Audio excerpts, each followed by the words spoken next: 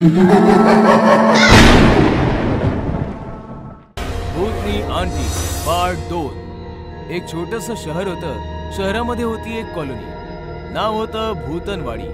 भूतनवाडीतील प्रत्येक आई भीतीच्या सावटाखाली जगायची, कारण की भूतनवाडीच्या एका घरामध्ये एक म्हातारी भूतणी जंगलातून राहायला आली, जी कॉलनीतील लहान लहान मुलांना पकडून सतवायची आणि त्यांना खाऊन टाकायची। भूतनी म्हातारी होती, पण काळ्या जादूमध्ये माहिर होती। ती कोणत्या तरी खूबसूरत आंटीचं रूप घ्यायची आणि मैदानात खेळणाऱ्या मुलांकडे जाऊन त्यांना भुलवून थापा मारून त्यांच्या घरी आणायची आणि मग मारून टाकायची। चल बाळा, माझ्या घरी चल, मी तुला रबडी खायला देईन। मुलंही त्या भूतणीच्या गोष्टींमध्ये अडकायची आणि तिचं बोट पकडून तिच्या घरी यायची। तिच्या घरामध्ये पाऊल ठेवताच अचानक त्या भूतणीचं रूप बदलायचं आणि तिच्या सत्य रूपात यायचं, ज्यांना बघून ती पुरं घाबरायची। मम्मी, मला वाचव, मला सोड ना, तू आंटी नाही भूतनी आहेस। भूतनी नाही, भूतनी आंटी। खायला आला होतास रबडी, आता स्वतःच खाणं बनशील। भूतनी आंटीला पप्पी दे बरं बाळा, आणखीन किती ओरडशील। नाही, मी तुला पप्पी नाही देणार, तू फार वाईट आहेस, सोड ना मला मम्मी। बडबड बंद कर, मला खाऊ दे तुला, चल। या प्रकारे भूतणीच्या त्या कारनाम्यांमुळे कॉलनीमध्ये हाहाकार माजला। लोक म्हाताऱ्या भूतणीकडे गेले, त्यांनी समजावलं, पण त्याने काही फरक नाही पडला। मग लोकांनी तंत्रमंत्राचा सहारा घेतला। तांत्रिकांना तिच्या घरासमोर बसवलं, पण दुष्ट भूतणीने त्यांनाही तिच्या शक्तीने पळवून लावलं आणि ती तिची मनमानी करू लागली। अशा प्रकारे कॉलनीचं नाव भूतनवाडी पडलं। बघा, जर या कॉलनीमध्ये राहायचं असेल तर मुलांना घेऊन आपल्या घरामध्ये बंद राहा, नाहीतर कॉलनी सोडा। बस फक्त आता हे 2 उपाय उरलेत आपल्याकडे। बिचारी लोक कॉलनी सोडून जातील तरी कुठे? त्यांनी त्यांचे घरचे दरवाजे कायमचे बंद केले आणि भीतीच्या सावटाखाली जगू लागले। लोकांच्या सतर्कतेमुळे भूतणी पण त्रासू लागली, कारण की ती अजून म्हातारी होऊ लागली आणि तिला खाणं मिळणंही कठीण झालं होतं। हे काय, लोकांनी तर दारं बंद करून घेतलीत, आता मी कशी जगणार? मला वाटतं आता पुन्हा जंगलचा रस्ता धरावा लागेल। तेव्हा भूतनीने पाहिलं की एक बाई तिच्या गोलमटोल मुलासोबत येत होती। अरे वा, बहुतेक करून कॉलनीत नवीन राहायला आलेत। मुलगा पण अगदी फुग्यासारखा फुगलेला दिसतोय। इथे सर्व घरांचे दरवाजे बंद बघून मुलगा त्रासला। मम्मी, काय रे गोलू? माझा फ्रेंड म्हणत होता की चांगली कॉलनी आहे, पण इथे तर सर्व दरवाजे बंद आहेत, एकही मुलगा दिसत नाहीये, आता मी खेळणार कोणासोबत? तेव्हा भूतनी रूप बदलून त्यांच्या समोर उभी राहिली। तुमचं स्वागत आहे आमच्या कॉलनीमध्ये। थंडीमुळे लोकांनी दारं बंद करून ठेवले। अरे वा, तुमचा मुलगा तर अगदी माझ्या मोलू सारखा आहे। माझा मोलू आत्ताच मैदानात खेळायला गेलाय। मैदानाचं नाव ऐकताच गोलू खुश झाला। थोडा वेळ गप्पा झाल्यानंतर मुलगा आणि आई निघून गेले आणि भूतनी खुश झाली। आज तर पार्टी करणार मी। थोड्या वेळानंतर फुटबॉल हातात घेऊन गोलू मैदानात पोहोचला, तेव्हा त्याने पाहिलं मैदानात त्याच्या वयाचा एवढा मुलगा खेळत होता। हे बघून गोलू खुश झाला।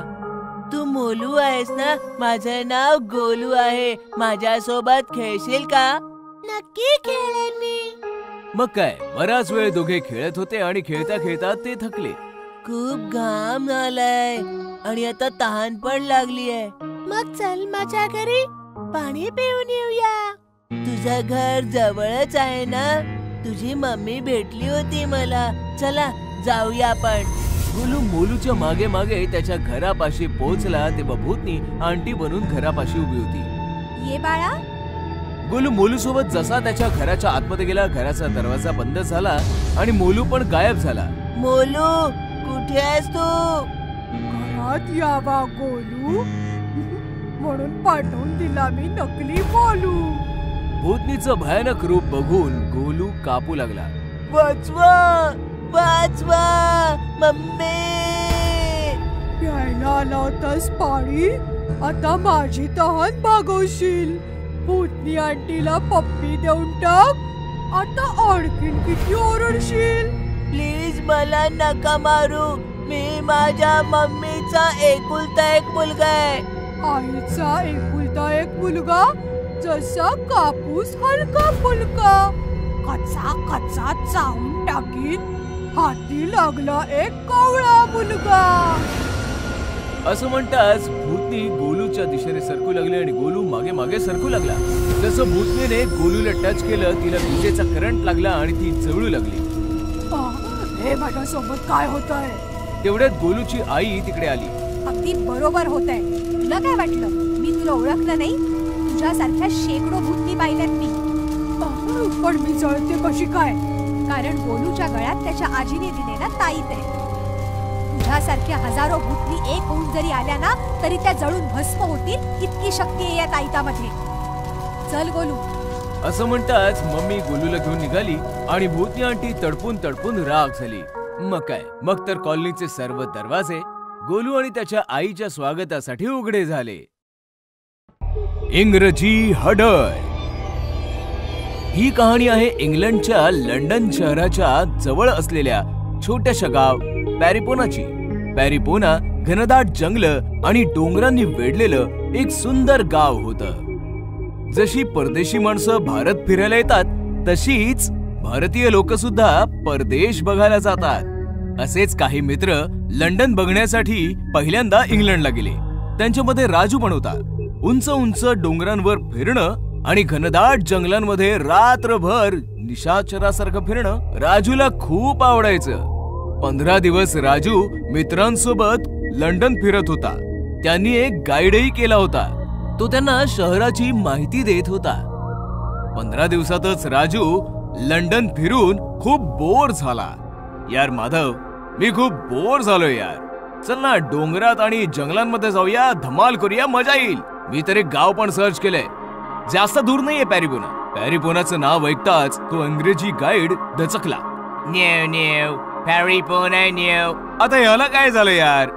म्हणजे हा आता आपल्याला पॅरिपोना नाही फिरवणार? नाही यार, याने तर आधीच सांगितलं होतं ना हा शहराच्या बाहेर नाही जाणार म्हणून. आणि पॅरिपोना तर अजिबातच नाही. असं काय आहे पॅरिपोनामध्ये? डोंगर आणि घनदाट जंगलांनी वेढलेलं एक सुंदर गाव आहे. याचं सोडा, तुम्ही तरी याल ना माझ्यासोबत? नाही यार, आतापर्यंत फक्त शहरच फिरलोय. या शहराची चव चाखणं अजून बाकी आहे. तुला कळतंय ना? पॅरिपोना विषयी राजूच्या मनामध्ये अजूनच उत्सुकता निर्माण होऊ लागली आणि तो एकटाच ट्रेन मध्ये बसून निघून गेला. जेव्हा तो निघाला तेव्हा रात्र होती. पॅरिपोनाला पोहोचला तेव्हा खूप रात्र झाली होती. चारी दिशांना काळे काळे डोंगर आणि घनदाट जंगल होतं आणि मधोमध होतं पॅरिपोना. हे पाहताच राजूचं मन सुखावून गेलं. अरे वा, फार मजा येणार आहे. कारण की गावकरी थकून भागून जेवून आता आराम करत असतील नाही. रात्रभर जंगल आणि डोंगरांचा आस्वाद घेतो, सकाळी सकाळी गावात जाईन. राजूने टॉर्च काढला आणि जंगलात फिरू लागला. जंगलामध्ये भयंकर श्वापद होती, पण राजूला सवय होती स्वतःला वाचवत जंगलामधनं चालत चालत डोंगराच्या माथ्यावर पोहोचला. राजूला तहान लागली होती खूप आणि त्याच्याजवळ पाणीही उरलं नव्हतं. उफ, थकलो रे बुवा. हा डोंगर जरा जास्तच टफ आहे. इथे कुठे पाणी मिळालं असतं ना तर फार बरं झालं असतं. असं म्हणताच राजू टॉर्च फिरवू लागला की अचानकपणे अंधारात एका कोपऱ्यात बसलेली म्हातारी दिसली आणि राजू घाबरला. कोण आहे तिकडे? डोंट वरी, मी सॅनिटा आहे. इथेच डोंगरावर राहते. तुला पाणी पाहिजे ना? पाण्याचं नाव ऐकताच राजू धावत पळत त्या म्हातारीकडे गेला आणि तिच्याकडनं पाणी घेऊन त्याने प्यायला. तुम्हाला मराठी पण येतं? हो, तुझ्यासारखे बरेच इंडियन्स येतात. मी त्यांचे प्रश्न ऐकून ऐकून मराठी शिकले. प्रश्न ऐकून? खूपच थंडी आहे ना, विस्की पिणार का तू? हे ऐकून तर राजूच्या मनात गुलाब फुलू लागले. हो, नक्की पिन. मग ये माझ्या मागे. राजू सॅनिटाच्या मागे मागे एका झोपडीमध्ये गेला, ज्याचं छत नव्हतं. डोक्यावर चंद्र लटकत होता. अजबच झोपडी आहे ही. तेव्हा राजूची नजर लाकडाच्या पिंपावर गेली. वाटतंय की ह्याच्यामध्ये विस्की आहे. राजूने इकडे तिकडे पाहिलं, पण सॅनिटा नव्हती कुठेच. वाटतंय की काही कामनिमित्त बाहेर गेली असावी. मी विस्की तरी पिऊन घेतो. जसं राजूने पिंपाचं झाकण उघडलं तो अवाकच झाला, कारण की त्याच्यामध्ये विस्की नाही, एक भयंकर विलायती हडळ बसली होती. राजू घाबरला. हडळ हसत हसत बाहेर आली. सॅनिटा, सॅनिटा. अरे वीड्या, मीच तर सॅनिटा आहे. तुला फसवून इकडे घेऊन आले. पण असं का? कारण मी उपाशी आहे, मला तुला खायचंय. आता कळलं मला. गाईड पॅरीपोनाला यायचं का नाही म्हणत होता. प्लीज मला सोड, मला सोड ना. नक्कीच, तुला सुटायची संधी मी नक्कीच देईन. तू मला एक प्रश्न विचार. मी जर बरोबर उत्तर दिलं तर तू मरशील. मला उत्तर नाही आलं तर मी जळून जाईन आणि तू वाचशील. विचार, किती कठीण प्रश्न विचारायचा आहे तो विचार. पण एक लक्षात ठेव, प्रश्न एकच विचारायचाय. राजू कोंडीत सापडला. त्याला कळत नव्हतं की कोणता प्रश्न विचारला जावा जो सर्वात कठीण असेल आणि ज्याचं उत्तर त्या हडळीला येत नसावं. अरे देवा, कुठे अडकलोय मी ह्या. अशा कठीण प्रसंगी सोपं काम पण कठीण होऊन जातं आणि हिने तर प्रसंगच अजून कठीण केलाय. म्हणजे कठीण प्रश्नाचं उत्तर देणं हिच्यासाठी सोपं आहे. राजू संकटात सापडलाय हे बघून ती हडळ जोर जोरात हसू लागली. तिच्या जोर जोराच्या हसण्याच्या आवाजाने ते डोंगरही थरथर कापू लागले, ज्यामुळे तेही थरथरू लागले. काय झालं? प्रश्नाचं उत्तर नाही, प्रश्न विचारायला सांगितलाय. तो सुद्धा सगळ्यात कठीण प्रश्न, जो तुझा जीव वाचवू शकेल. चेहरा तर असा केलाय जसं काही मीच तुला एखादा प्रश्न विचारलाय. विचार तर करू दे. कर कर, पटकन विचार कर. मला खूप भूक लागलीये. भूक तर मला पण लागलीये, पण माझा जीव वाचला तर मी खाईन ना. विचार कर राजू, लवकर विचार कर. अशा प्रकारे राजूने बराच वेळ आपले डोकं खाजवलं, पण त्याला एकही कठीण प्रश्न सुचला नाही. त्याच्या डोक्यामध्ये प्रश्न तर भरपूर होते, परंतु प्रश्न तर भरपूर आहेत, पण ही हडळ पटकन त्याचं उत्तर देईल आणि मला माझा जीव गमवावा लागेल. नाही नाही नाही, फालतू प्रश्न विचारून कोंबड्यासारखं हलाल नाही व्हायचं आहे मला. कोंबडीचं अंड. अचानकपणे राजू जोराने ओरडला. मिळाला, प्रश्न सापडला. हे ऐकताच हडळ खुश झाली. अच्छा, मला पण बघू दे किती कठीण प्रश्न आहे. जो कोणी या झोपडीत आलाय तो झोपडीच्या बाहेर नाही गेला, एवढं लक्षात ठेव. चल विचार. मी तुला जो प्रश्न विचारणार आहे ना, तो मी लहानपणापासूनच ऐकतोय, पण कोणी याचं उत्तर नाही देऊ शकलं. याचं खरं उत्तर जगातला कोणी माणूस नाही देऊ शकत. अरे तर मग पटकन विचार ना. प्रश्न हा आहे की आधी कोंबडी आली की अंड? आधी कोंबडी आली की आधी अंड? कोंबडी, अंड, नाही, अंड, कोंबडी, अंड, कोंबडी, अंड, कोंबडी, नाही, नाही. अशा प्रकारे हडळ अंड आणि कोंबडी करत राहिली आणि प्रश्नामध्ये गुरफटून गेली. थोड्या वेळाने अचानकपणे ती हडळ जळू लागली आणि बघता बघता ती हडळ जळून भस्म झाली. म्हटलं होतं ना मी, या प्रश्नाचं उत्तर आजपर्यंत कोणी नाही देऊ शकलंय. अशा प्रकारे राजूने आपल्या प्रश्नाने आणि सोबतच अख्ख्या पॅरीपोनाला हडळीच्या जाचातून मुक्त केलं. भूतांचं हॉस्पिटल. काही वर्षांपूर्वी एका शहरात एक हॉस्पिटल. खरं तर हे एक भूतांचं हॉस्पिटल. तिथले डॉक्टर्स व सगळ्या नर्सेस भूत होते. हॉस्पिटलमध्ये येणाऱ्या रुग्णांना उपचार करण्याच्या नावाखाली ऑपरेशन थिएटरमध्ये घेऊन जात तिथे त्यांना मारून त्यांचं काळीज खात होते. तुम्ही यांना हॉस्पिटलमध्ये आणून खूप चांगलं केलं. आता तुम्ही काही काळजी करू नका. डॉक्टर आता त्यांचा एकदम चांगला इलाज करतील. असं सांगून बॉट बॉय जखमी माणसाला स्ट्रेचरवर झोपवून आत घेऊन गेला. काही वेळानंतर वॉर्डबॉय परत येऊन म्हणाला, माफ करा, ज्या माणसाला तुम्ही आणलं होतं तो वाचू शकला नाही. पण त्याला तर फक्त पायालाच लागलं होतं. पायाला जखम झाल्याने कोणी कसं मरू शकतं माहित नाही. डॉक्टरनी त्या माणसाला वाचवण्याचा प्रयत्न केला होता. वॉर्डबॉयचं म्हणणं ऐकून ती दोन्ही माणसं तिथून निघून गेली आणि वॉर्डबॉय ऑपरेशन थिएटरमध्ये आला. डॉक्टर साहेब, मी त्या दोन्ही माणसांना पाठवून दिलं. आता आपण आरामात त्या माणसाला खाऊ शकतो.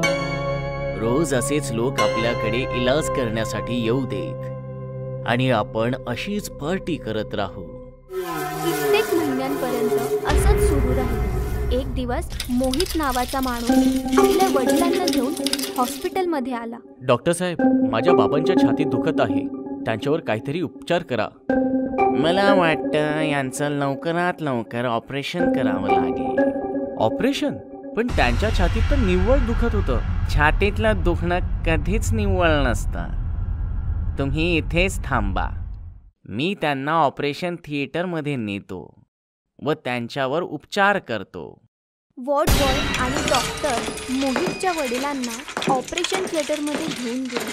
मग काही वेळानंतर वॉर्डबॉय आणि डॉक्टर मोहितकडे आले आणि म्हणाले, माफ करा, आम्ही तुमच्या बाबांना नाही वाचवू शकलो.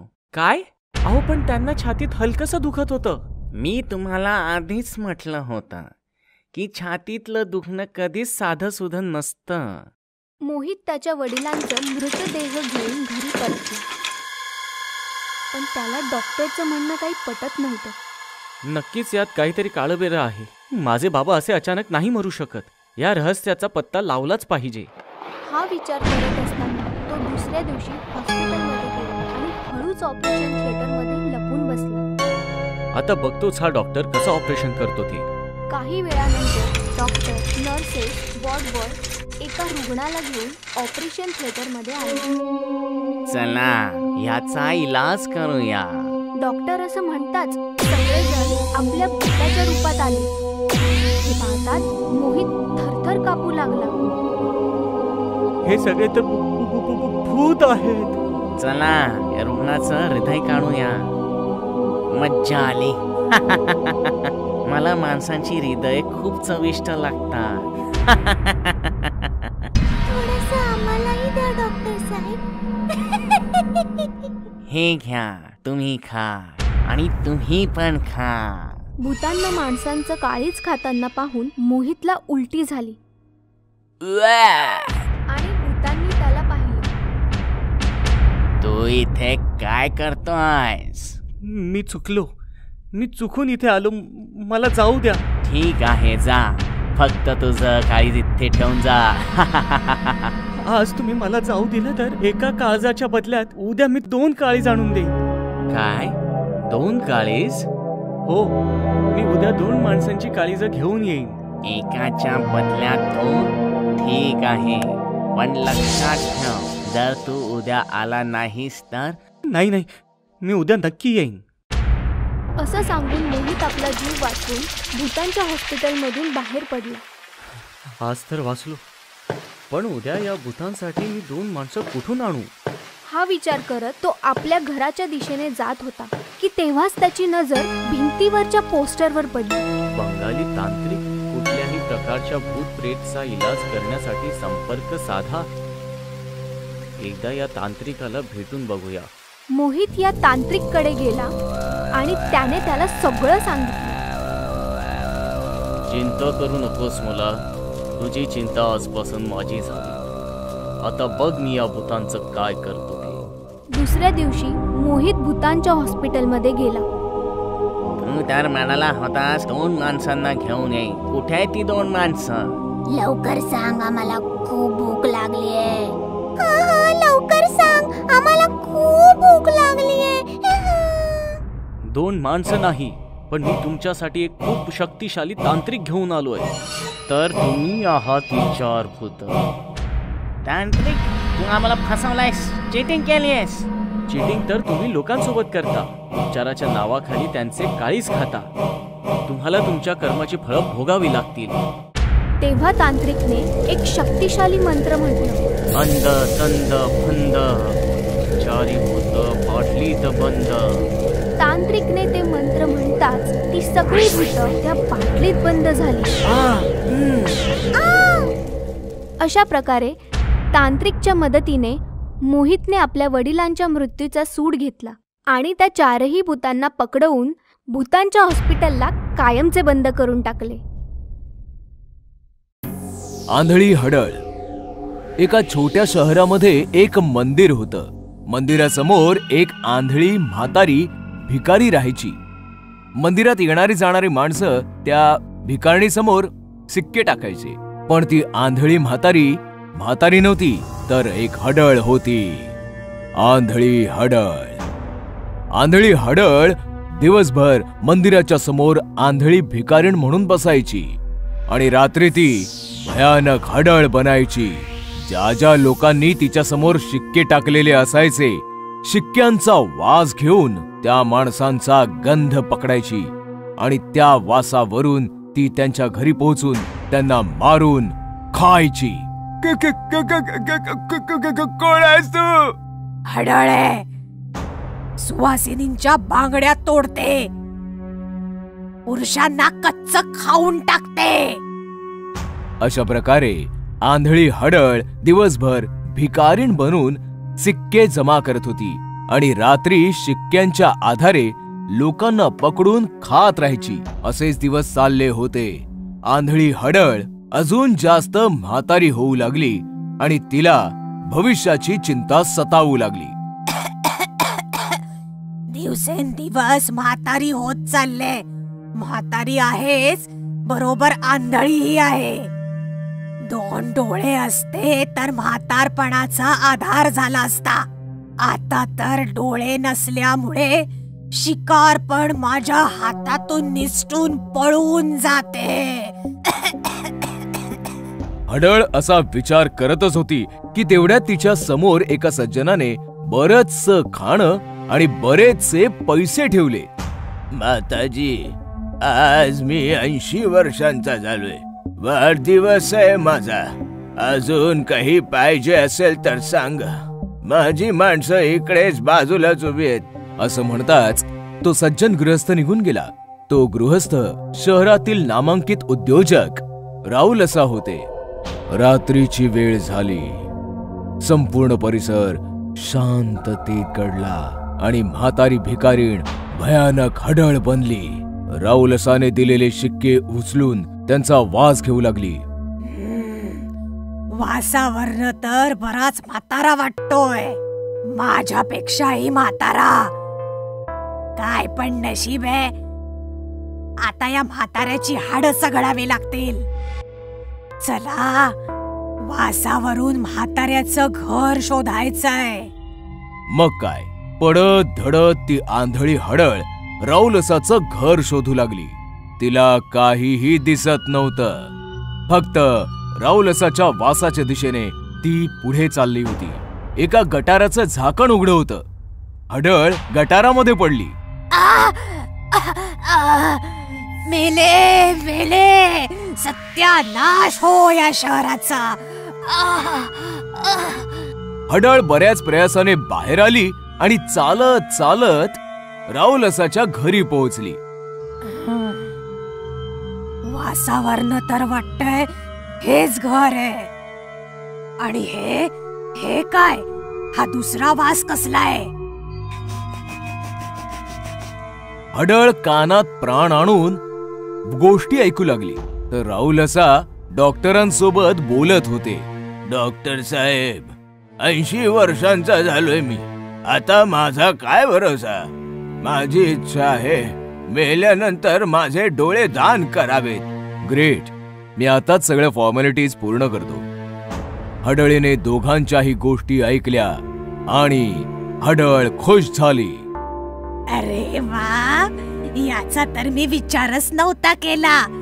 कोणी हे पुण्याचं काम करू शकतं. मला पण नवीन डोळे मिळू शकतील. मला डोळ्यांची खूप गरज आहे. मी या म्हाताऱ्याला नाही मारणार. मी या म्हाताऱ्याचे डोळे मला लावून घेईन. फक्त म्हातारा लवकर मेला पाहिजे. जसं हडळ म्हणाली तसंच घडलं. 2 दिवसांच्या आतच राहुल असा वारले. डॉक्टर आले आणि त्यांनी त्यांचे दोन्ही डोळे काढून घेऊन गेले. जशी ही गोष्ट त्या हडळीला कळली, हडळ हॉस्पिटलला पोहोचली. हडळीला पाहताच डॉक्टर थरथर कापू लागला. भूत! घाबरू नकोस, मी आंधळी आहे. तुला पाहिजे काय? डोळे. राहुल असाचे तुझे घेऊन आलायस, ते डोळे तू मला लाव. माफ कर, पण हे नाही होऊ शकत. ते डोळे एका छोट्याशा लहान बाळासाठी आहेत. हे ऐकताच हडळीला राग आला आणि तिने डॉक्टरचा गळा आवळला. असं आहे काय? तर मग मरण्यासाठी तयार हो, चल. नाही, मला नका मारू, मला सोडा, मी प्लीज काहीतरी करतो. दुसऱ्या दिवशी सकाळी दत्तू नावाच्या एका निष्पाप बाळाला घेऊन त्याची आई हॉस्पिटलमध्ये पोहोचली. दत्तू पूर्णपणे आंधळा होता. डॉक्टर, ऑपरेशन नंतर माझा दत्तू बघू तर शकेल ना? माफ करा मिस मेहरा, हे ऑपरेशन नाही होऊ शकणार. हे काय बोलताय तुम्ही? डॉक्टरांनी हडळीची पूर्ण कहाणी तिला सांगितली तेव्हा दत्तूची आई म्हणाली, जर असं असेल तर ठीक आहे. मी सुद्धा काली मातेची भक्त आहे. मी पण बघते की ती हडळ जिंकते की एक आई. काहीही झालं तरी दत्तूचं ऑपरेशन नक्कीच होणार. मग काय, दत्तूची आई एका तांत्रिकाला घेऊन आली. तांत्रिकाला बघून डॉक्टर म्हणाले, ती फारच भयंकर हडळ आहे. हा तांत्रिक काय करणार आहे? पॉझिटिव्ह विचार कर बाळा, मातेची विभूती आणली आहे. ती हडळ आंधळी आहे, फायदा उचल. डोळ्यांच्या ऐवजी ही विभूती टाक, ती भस्म होईल. हे घे. मग काय, जशी ती हडळ हॉस्पिटलमध्ये आली, तांत्रिक आणि इतर लोक लपून बसली. डॉक्टर, डॉक्टर, तू रेडी आहेस ना? तू रेडी आहेस ना डॉक्टर? हो हो, तुम्ही झोपा ना. हडळ झोपली आणि डॉक्टरांनी अगदी तसंच केलं जसं तांत्रिकाने सांगितलं होतं. त्याने हडळीच्या दोन्ही डोळ्यांच्या ऐवजी मातेची विभूती टाकली. हडळ ओरडू लागली आणि जळू लागली. हे काय आहे? ही काय फसवणूक झाली आहे माझी? तेव्हाच तांत्रिक पुढे येऊन म्हणाला, मग तू लोकांसोबत काय करत होतीस? भिकारी बनून त्यांना मारून त्यांना खायचीस? करावे तसे भरावे. हे ऐकताच हडळ रागाने लालबुंद झाली आणि ओरडली, पण सोबतच ती जळतही होती. आगीच्या ज्वाळा वाढत गेल्या आणि थोड्याच वेळामध्ये आंधळी हडळ जळून भस्म झाली. Haunted bus stop. ही गोष्ट आहे निजामाबादची. निजामाबाद शहराच्या बाहेर सुनसान भागात एक छोटासा बस स्टॉप होता तर सरळ साधा छोटासा बस स्टॉप. पण त्या बस स्टॉप बद्दल लोकांच्या मनात जरा विचित्र भावना होत्या. साधारणपणे बस स्टॉपवरनं प्रवासाला सुरुवात होते. लोक बस स्टॉपवरनं बस पकडून आपल्या ठिकाणी पोहोचतात. पण निजामाबादच्या या बस स्टॉपने बऱ्याच लोकांच्या आयुष्याचा प्रवास संपवून त्यांना मृत्यूच्या हवाली केलं होतं. अखेर काय होतं त्या बस स्टॉपचं रहस्य? गोष्ट फार वर्षांपूर्वीची आहे. निलिमा नावाची मुलगी अर्ध्या रात्री बस स्टॉपवर बसची वाट पाहत होती. तेव्हा काही बदमाश मुलं आली आणि सुनसान जागेचा फायदा घेऊन तिच्यासोबत गैरवर्तन करू लागले. निलिमा बरीच ओरडली, वाचवा, वाचवा, वाचवा मला, सोडा, सोडा मला, वाचवा, वाचवा, सोडा मला, प्लीज वाचवा. पण त्या सुनसान बस स्टॉपवर तिची मदत करायला कोणीच नाही आलं. तेव्हा अचानक एक बस निलिमाने येताना पाहिली. निलिमाला वाटलं बस ड्रायव्हर बस थांबवून तिची मदत नक्की करेल. बस थांबवा, प्लीज, बस थांबवा, वाचवा, बस थांबवा, मला वाचवा. पण बस ड्रायव्हरने निलिमा सोबत जबरदस्ती करत असलेल्या त्या मुलांना पाहिलं आणि तो घाबरला. त्याने बसचा स्पीड वाढवला. निलिमा रस्त्यावर उभी राहून फक्त ओरडत होती, पण घाबरलेला बस ड्रायव्हर चुकून निलिमाला चिरडून पुढे निघून गेला आणि निलिमाचा मृत्यू झाला. म्हणतात की आजही त्या बस स्टॉपवर निलिमाच्या भूताची सावली आहे. जी कुठली बस किंवा प्रवासी त्या बस स्टॉपवर रात्रीच्या अंधारात थांबते, निलिमाचं भूत त्यांना संपवून टाकतं. एके रात्रीची गोष्ट आहे. अजय नावाचा मुलगा सुनसान रस्त्यावरून त्रासाने चालला होता. तेव्हा त्याला एक सायकलवाला समोरून येताना दिसला, जो फारच घाबरलेला होता. जय हनुमान ज्ञान गुण सागर जय कपीश देव लोक उजागर, जय हनुमान ज्ञान गुण सागर जय कपीश. अजयने सायकलवाल्याला थांबवलं. दादा थांबा जरा. दादा काय झालं? तुम्ही एवढे घाबरलेले का दिसताय? अरे तिकडे छप्पर थरथरतंय, मुलगी रडते. अमावस्येची रात्र आहे ना, वाचवा वाचवा ओरडते. वाटतंय की ती आज प्रकट होणार आहे. तिचा सोडा, पण तुम्ही एवढे सुनसान रात्री इकडे काय करताय? अहो दादा, मला निजामाबादला जायचंय. औरंगाबादेतून आलो एका ट्रक मध्ये बसून. ट्रक फरीदाबादला चालला होता, त्यांनी मला इकडेच म्हणून उतरवलं. आता पुढे कसं जायचं? इकडे कुठली बस किंवा बस स्टॉप सापडेल का? बस स्टॉपचं नाव ऐकताच सायकलवाला जरा जास्तच घाबरला. बस स्टॉप आहे ना मागे, पण तुम्ही तिकडे जाऊ नका. रात्रीला तिकडे बस नाही थांबत कुठली, कारण की तो भूत या बस स्टॉप आहे. आज अमावस्या आहे, आज तर नक्कीच बळी घेणार ती. निघून जा इकडनं. असं म्हणून सायकलवाला सायकलवर बसून निघून गेला.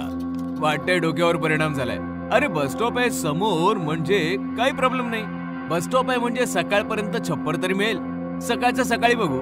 असं म्हणताच अजय चालू लागला आणि चालता चालता बस स्टॉपवर पोहोचला. बस स्टॉप फारच सुनसान आणि अमावस्येच्या अंधारामध्ये फार विचित्र होता. अजय बस स्टॉपवर जाऊन उभा राहिला की अचानक बस स्टॉपचं लागलं आणि सोबतच कुणाच्या तरी भयानकपणे ओरडण्याचे आवाज ऐकू येऊ लागले.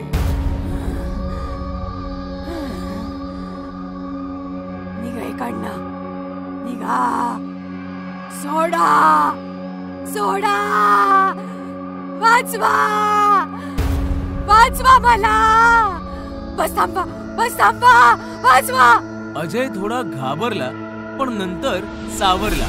हे बघ, जो कोणी गर्दूला इकडे लपला असेल ना, पटकन इकडनं निघून जा. तुझ्या या कृत्याने गरीब घाबरत असतील, मी नाही. कायद्याने पंडित आहे मी. मंत्रतंत्र मलाही येतात. अरे आजच थोडी प्रवास करतोय मी, अर्धा भारत फिरून आलोय मी घाबरणार नाहीये. हा असा आवाज थोडा वेळ सुरू होता, पण अजयवर त्याचा काही एक परिणाम झाला नाही. नंतर हे आवाज हळूहळू थोडे कमी झाली आणि शांतता पसरली. वाटतंय की तो नशेडी पळाला. तेव्हा अचानक शांततेला चिरत अंधारातनं एका मुलीचा आवाज कानावर पडला आणि अजयने अंधारामध्ये पाहिलं. रस्त्यावर एक मुलगी तिचं तोंड गुडघ्यांमध्ये दाबून हमसून रडत होती. ए मुली, कोण आहेस तू आणि इकडे का बसलीस? तेव्हा अचानकपणे काही मवाली मुलं आली आणि त्या मुलीला घेराव घालून त्रास देऊ लागली. येते काय कोपच्या मध्ये? हे पाहताच अजयचं रक्त खवळलं. सुनसान रस्ता बघून मुलीची छेड काढतात. अजय मवाल्यांच्या दिशेने निघाला आणि एकाची कॉलर पकडून त्याला खेचू लागला की अचानकपणे सर्व मवाली गायब झाले. हे बघून पहिल्यांदा अजयला भीतीची खूप भीती वाटू लागली. त्याने मुलीकडे वळून पाहिलं तर त्याचे डोळे पांढरे झाले. आतापर्यंत रडणारी ती मुलगी एक भयानक भूतनी बनली होती. अजयकडे पाहून ती भयानक हसत होती.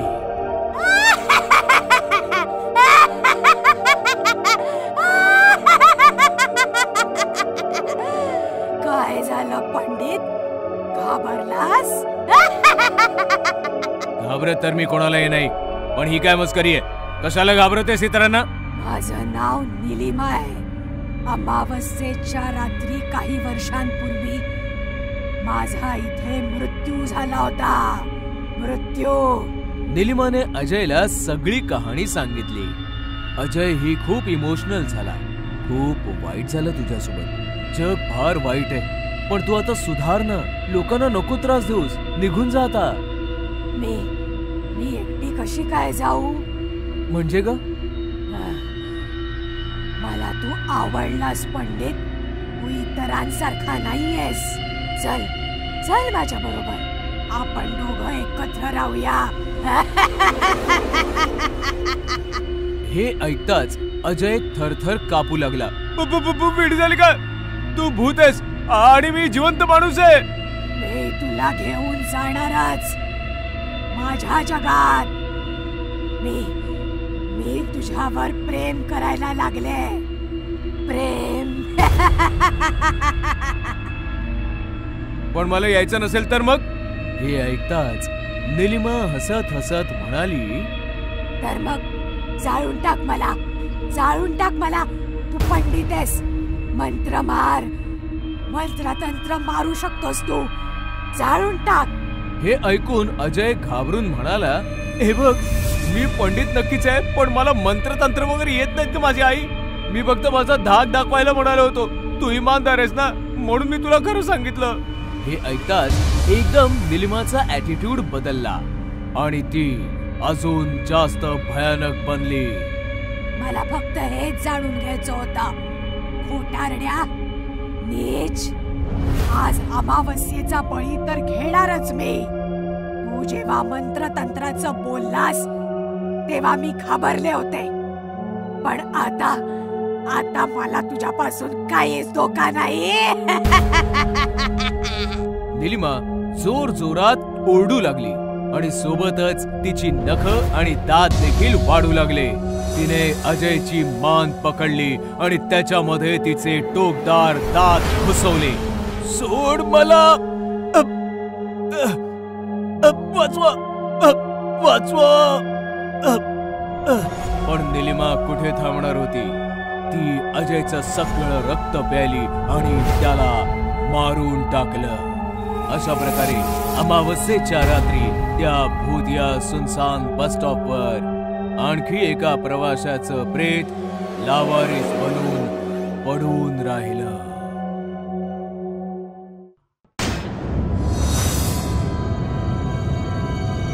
दोन महिन्यांपूर्वी एका प्रसिद्ध अभिनेत्याने कुशल सिंग राजपूतने त्याच्या घरी फाशी लावून आत्महत्या केली आणि टीव्ही मीडियाला मात्र बातम्यांचं रान मोकळं मिळालं.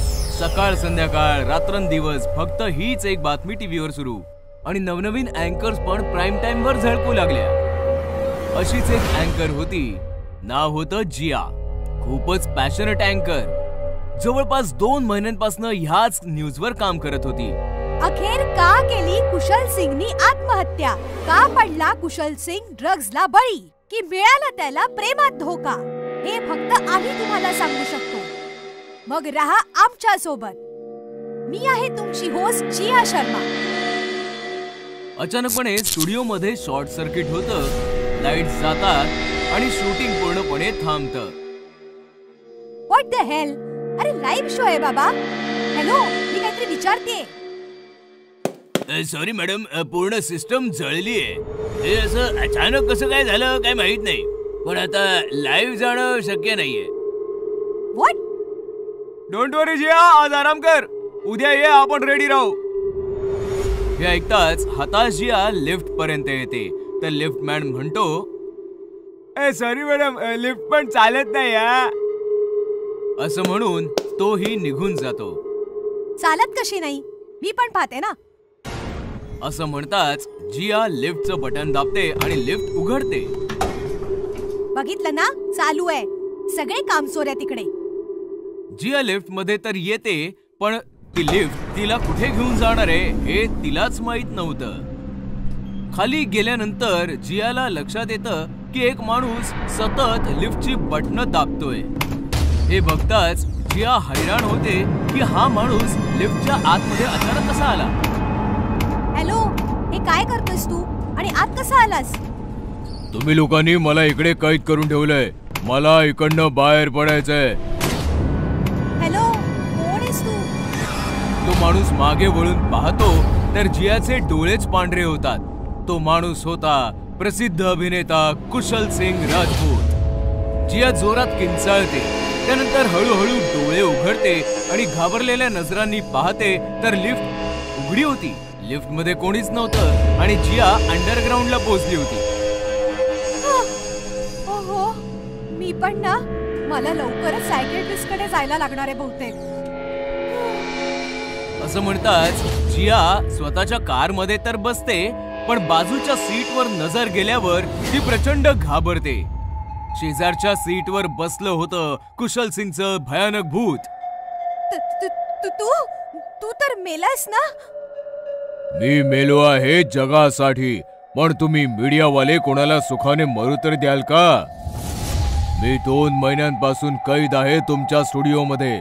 आज बाहेर पडू शकलोय मी. चल मला जिम मध्ये घेऊन जा. 2 महिन्यांपासून जिमला नाही गेलोय. Security security. कोणी नाहीये इकडे आणि मी कोणाला दिसूही शकत नाही. मग तर तू माझा भ्रम आहेस नक्कीच. एवढी पण घाई योग्य नाही. आधी मला जिम मध्ये घेऊन चल. चल. जिया कशी बशी तिची गाडी स्टार्ट करते आणि तिकडनं निघते. गाडी जिमच्या समोर उभी राहते, पण गाडीमध्ये कोणीच नव्हतं. ओ गॉड, हा तर माझा भ्रमच आहे. असं म्हणून जिया निघण्यासाठी गाडी स्टार्ट करणारच होती की तेवढ्यातच अमानवीय शक्तीने तिला वश केलं. जिया गाडीतनं खाली उतरते आणि जिमच्या बंद फाटकाच्या समोर उभी होते. फाटक आपल्या आपणच उघडतं आणि जिया आतमध्ये जाते. आतमध्ये जिया पाहते की शेकडो भूत एक्सरसाइज करतायत आणि कुशल सिंग देखील एक्सरसाइज करत आहे.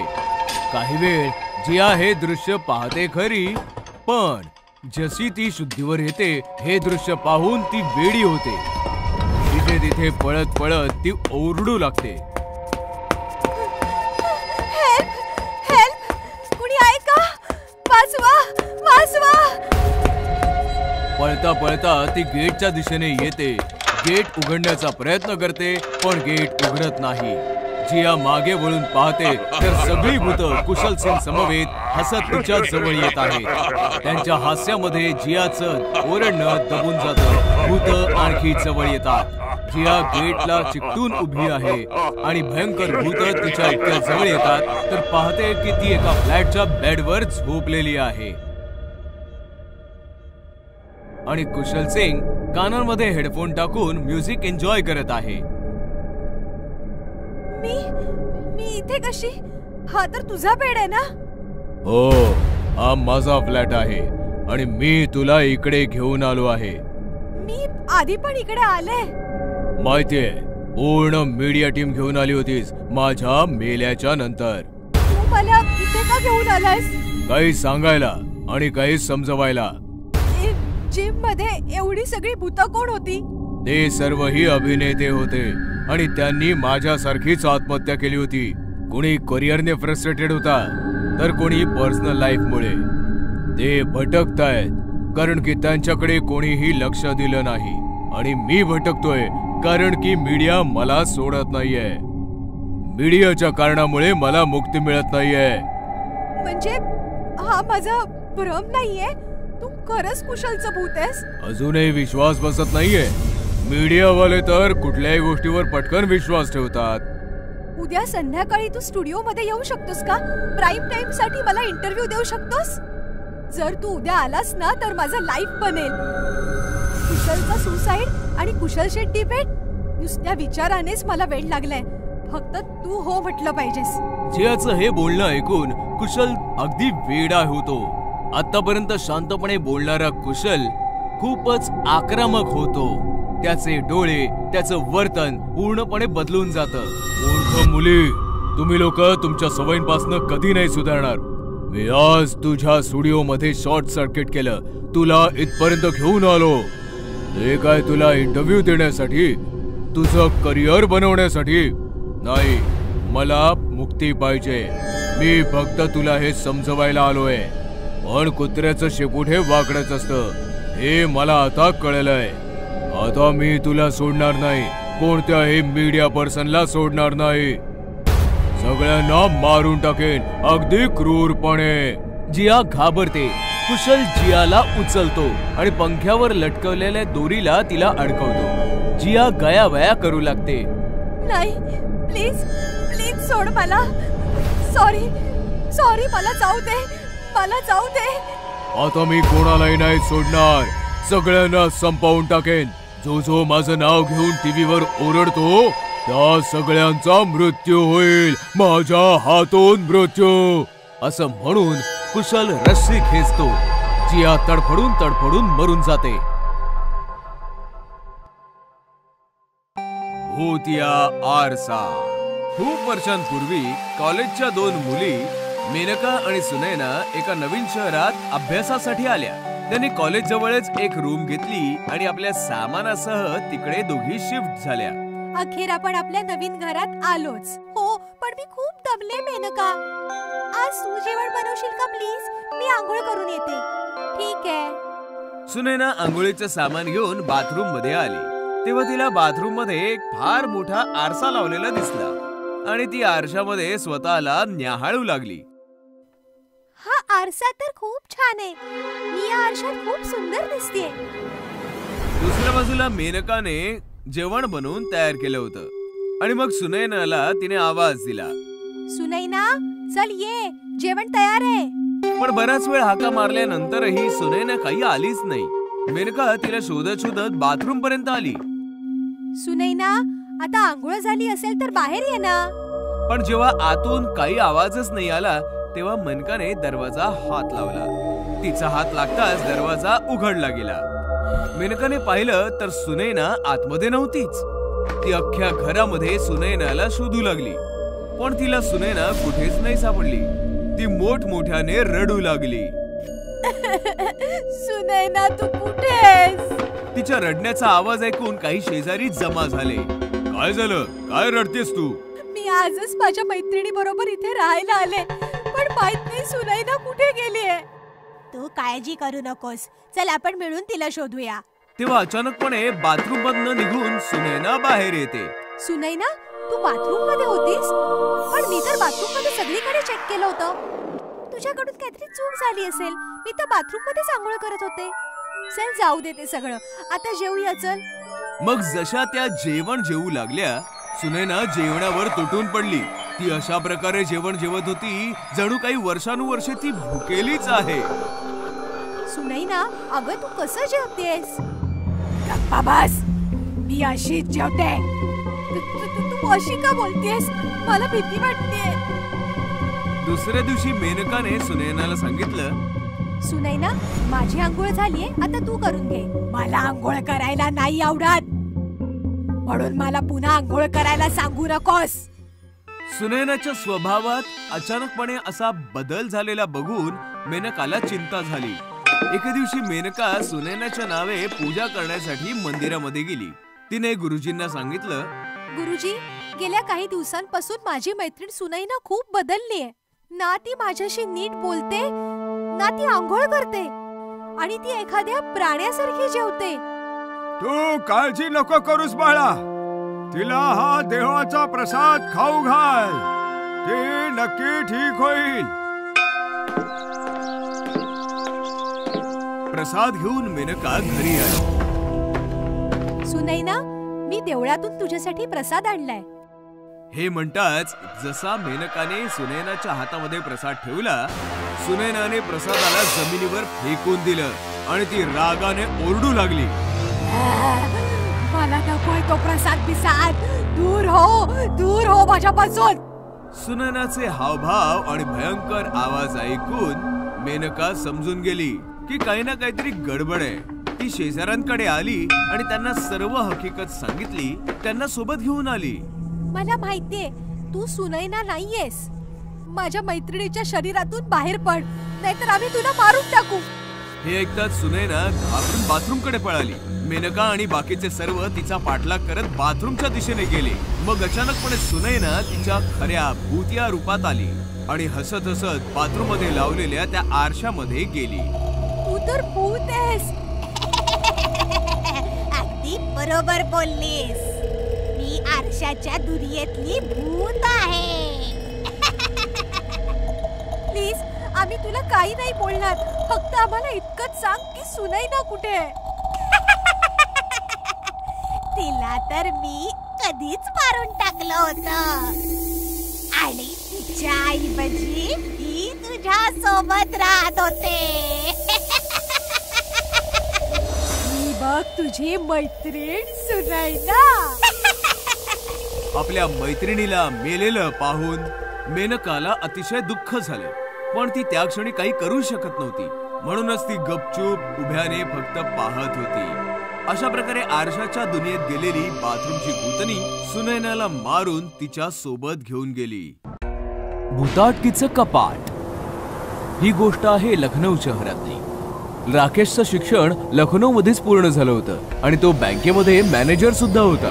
लखनौमध्ये त्याने घरे विकत घेतलं होतं. काही दिवसांसाठी राकेश त्याच्या गावी गेला तर नातेवाईकांनी त्याचं लग्न विनीता सोबत लावून दिलं आणि मग राकेश विनीता लखनौला परतले. घर पाहून विनीता खूप खुश झाली आणि घराला घरपण देण्याचा प्रयत्न करू लागली. तिला एका कपाटाची गरज भासू लागली. त्यामुळे राकेशने म्युझियम मधनं एक कपाट खरेदी केलं. खूप जुनं आणि मौल्यवान दिसतंय.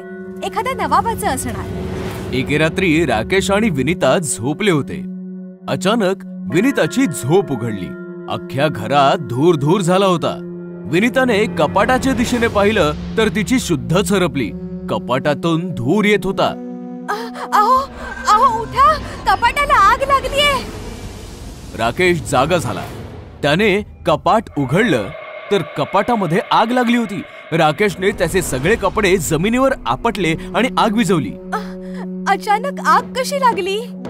शॉर्ट सर्किट झालं असावं कदाचित. विनीताने कपाटाकडे बघितलं तर तिची शुद्ध सरपली. जमिनीवर पडलेले सगळे कपडे विनीताने चेक केले. अहो तुमच्या एक गोष्ट लक्षात नाही आली?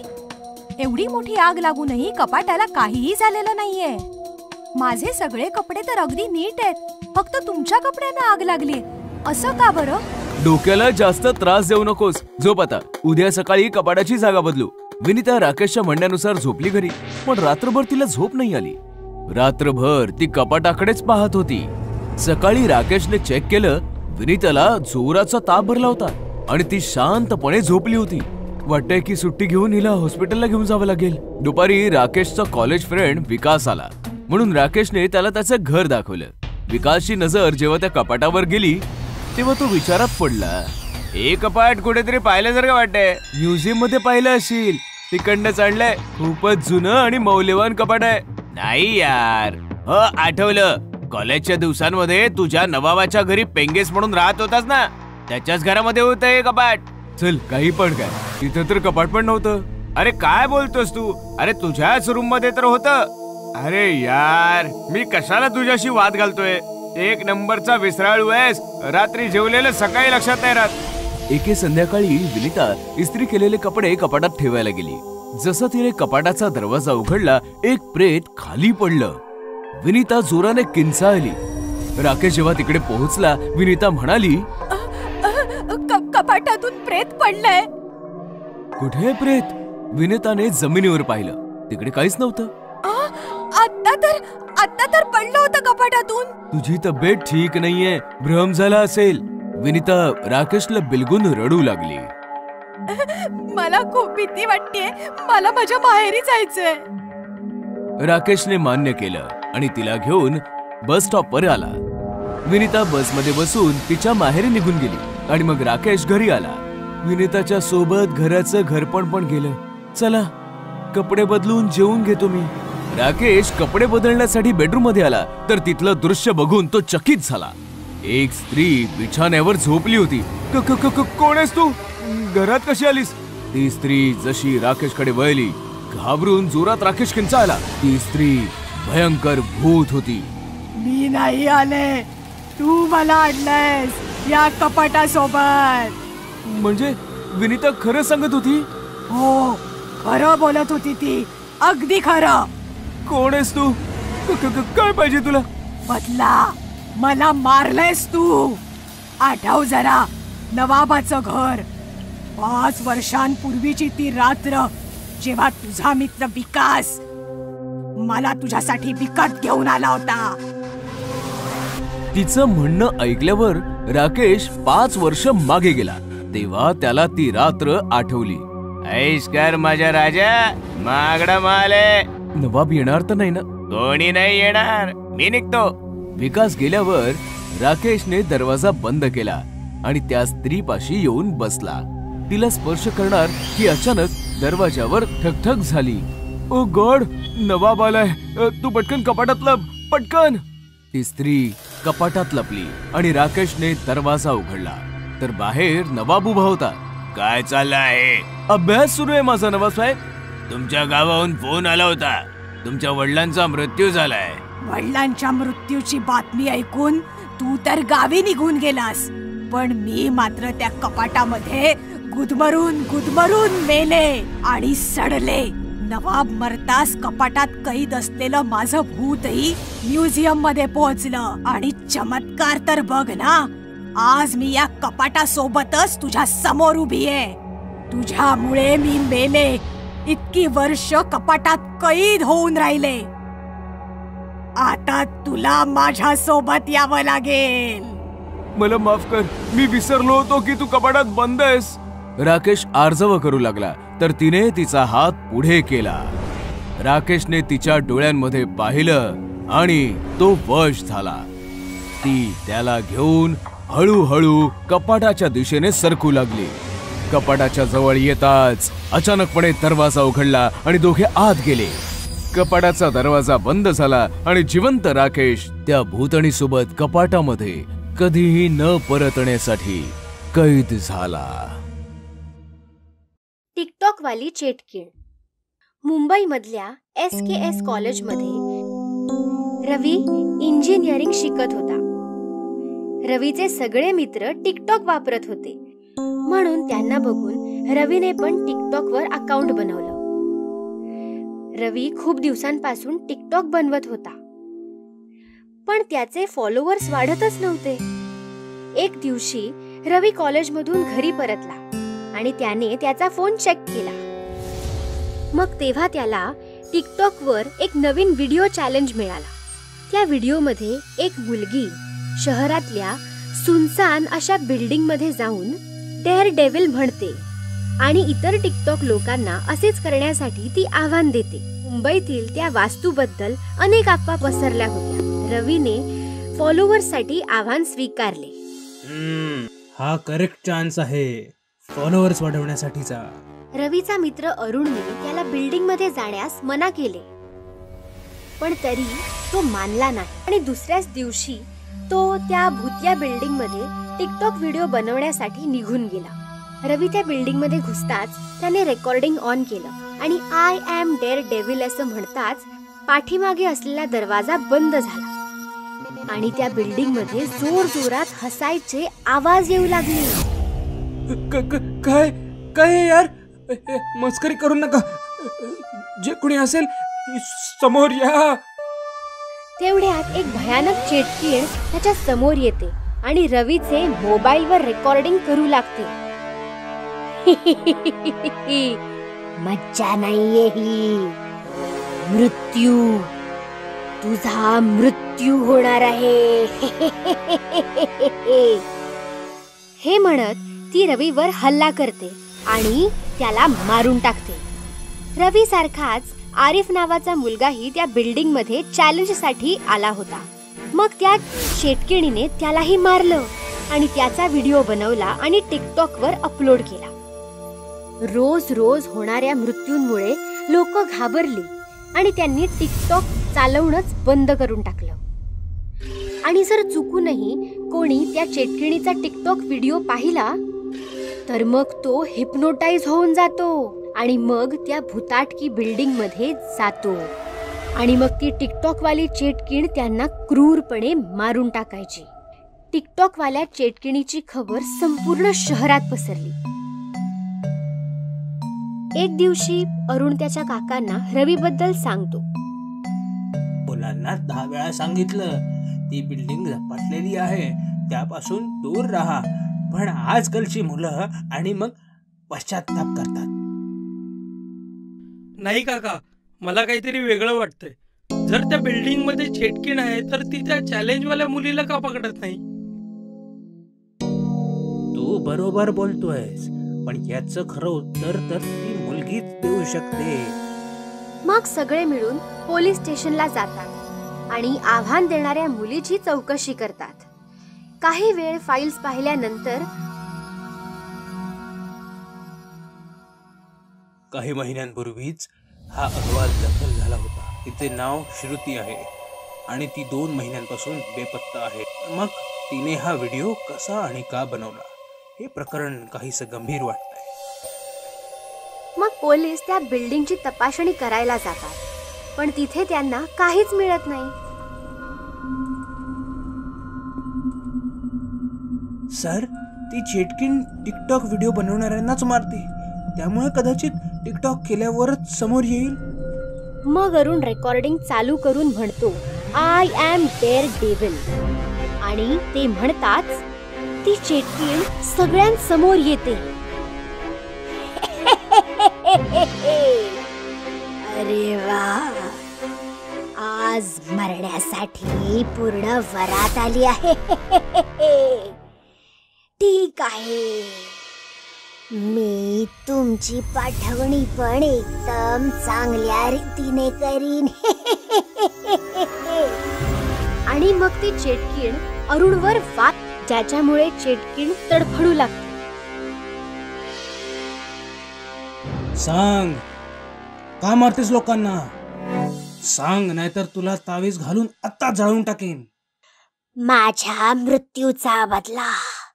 मी टिकटॉकवर खूप प्रसिद्ध होते आणि त्यामुळे माझ्या मित्रांना माझा हेवा वाटायचा. एक दिवशी माझ्या एका मित्राने मला टिकटॉक व्हिडिओ बनवण्यासाठी या बिल्डिंग मध्ये आणलं आणि मारून टाकलं. या टिकटॉक मुळे माझा मृत्यू झाला आहे. म्हणूनच मी सगळ्या टिकटॉक वापरणाऱ्यांना नाही मारून टाकत तोपर्यंत माझ्या आत्म्याला शांतता नाही मिळणार. असं म्हणत ती चेटकीण ते तावीज तोडून फेकून देते आणि मग त्या पोलीस इन्स्पेक्टरला पकडून हवेत उडवून टाकते. ती चेटकीण इन्स्पेक्टरला मारणारच असते तेव्हा, थांब मुली, त्यांना सोड. यात त्यांचा काही दोष नाही. सोड त्यांना. तिच्या आई वडिलांना पाहून चेटकीण शांत होऊन जाते आणि रडायला लागते. मी इन्स्पेक्टर आहे. मी तुला न्याय मिळवून देईन. फक्त तू लोकांना मारणं बंद कर. कुणा एकाच्या चुकीची शिक्षा सगळ्यांना देणं चांगलं नाही. मग पोलीस श्रुतीच्या मित्राला अटक करतात आणि फाशीची शिक्षा देतात, आणि श्रुतीचा आत्मा मुक्त होतो. होळी रे होळी ही गोष्ट आहे औरंगाबाद शहरातली. किशोर नावाचा तरुण या शहरात रघुनंदन सोसायटीमध्ये राहत होता. किशोर IT कंपनीत कामाला होता. त्याचं अजून लग्न झालं नव्हतं, पण त्याच्या अनेक गर्लफ्रेंड्स होत्या. किशोर ऑनलाईन चॅटिंगच्या माध्यमातून अनेक मुलींना आपल्या जाळ्यात अडकवायचा आणि त्यांच्यासोबत खूप मज्जा करायचा. एका रात्री किशोर अर्पिता नावाच्या मुलीसोबत फोनवर बोलत होता. काय यार अर्पिता, चॅट आणि फोनवर बोलून आता मी बोर झालोय. उद्या होळीची सुट्टी आहे आणि चांगला चान्स आहे. तू माझ्या फ्लॅटवर ये. ठीक आहे, उद्या मी तुझ्या सोसायटीच्या बाहेर तुझी वाट पाहीन. हे ऐकून किशोर एकदम खुश झाला. हो, ये तू. मला फक्त तुझ्या रंगात रंगायचंय. तुझ्याशिवाय मी कोणाकडूनही रंग लावून घेणार नाही. ठरलं तर मग भेटू उद्या. Good night. असं म्हणून किशोर झोपी गेला. दुसऱ्या दिवशी सकाळी अंघोळ करून छान कपडे घालून किशोर तयार झाला आणि तितक्यात त्याचा फोन वाजला. हा अर्पिता, फक्त 2 मिनिटात आलो. असं म्हणून किशोर बाहेर आला. बाहेर सोसायटीची मुलं होळी खेळत होती. ए, किशोर दादाला रंग लावा रे. हे ऐकून किशोर घाबरला आणि तो मुलांना खोटं खोटं म्हणाला, अरे नको, मला रंगाची अलर्जी आहे. मला रंग लावू नका. ए, चला रे, कोणा दुसऱ्याला धरूया. असं म्हणून मुलं तिथून निघून गेली. किशोर देखील सोसायटीच्या बाहेर आला, पण अर्पिता तिथे नव्हती. कमाल आहे, अर्पिता तर इथे नाहीच आहे. किशोरने अर्पिताला कॉल केला, पण तिचा फोन स्विच ऑफ येत होता. किशोरला काळजी वाटू लागली आणि तितक्यात त्याला त्याच्या कॉलेज फ्रेंड सॅमचा फोन आला. हा, हॅलो. हा, बोल सॅम. हॅप्पी होळी भावा. Happy Holi Sam. कसा आहेस तू? मी ठीक आहे. तू आज माझ्याकडे येतोयस ना? एन्जॉय करूया. हो, संध्याकाळी येतो तुझ्या फ्लॅटवर. अरे नको, संध्याकाळी नको, आत्ता ये. गेल्या वर्षी सारखं कुठल्या तरी नवीन आंटीला रंग लावण्याच्या बहाने पकडूया. आठवतंय ना, गेल्या वर्षी रेश्मा आंटी सोबत खेळलेली होळी? आपण तिला तिच्या घरात घुसून जबरदस्तीने रंग लावला होता. कसं विसरेन मी? किती जोरात कानाखाली मारली होती माझ्या. आता ती रेश्मा आहे कुठे? त्या दिवशी नंतर ती जणू गायबच झाली. किशोर असं बोलतच होता आणि अचानक कॉल कट झाला. किशोरनं सॅमला पुन्हा फोन लावला, पण त्याचा नंबर स्विच ऑफ येत होता. आता याला काय झालं? तितक्यात अचानक किशोरच्या पाठीवर कुणीतरी हात ठेवला. किशोरने लागलीच मागे वळून पाहिलं तर मागे अर्पिता उभी होती. काय यार अर्पिता, किती घाबरलो होतो मी. कुठं गायब झालेलीस? आता सगळ्या गप्पा इथेच मारणार आहेस की वरती फ्लॅटवर जाऊया? हो, का नाही. माझे गाल कधीपासनं आतुर झाले आहेत.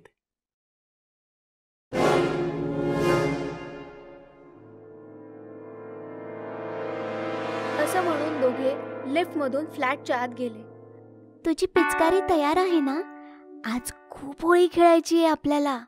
हे ऐकून किशोर खूप आतुर झाला आणि अर्पिताच्या जवळ जाऊ लागला आणि तितक्यात त्याचा मोबाईल वाजला. हा सॅम पण ना? एक मिनिट हा अर्पिता. हा सॅम बोल. काय? कधी? कसं? किशोरने जेव्हा कॉल कट केला तेव्हा त्याला खूप धक्का बसला होता. काय झालं? अर्पिता, मी तुला सॅम विषयी सांगितलं होतं ना? त्याच्या सोसायटीमधून फोन होता. सॅमचा मर्डर झालाय. माहित नाही कसा. 5 मिनिटांपूर्वीच माझं त्याच्याशी बोलणं झालं होतं. आणि अचानक किशोरच्या गालावर खाज सुटली. त्या त्रासाने किशोर हतबल झाला. हे काय होत आहे यार?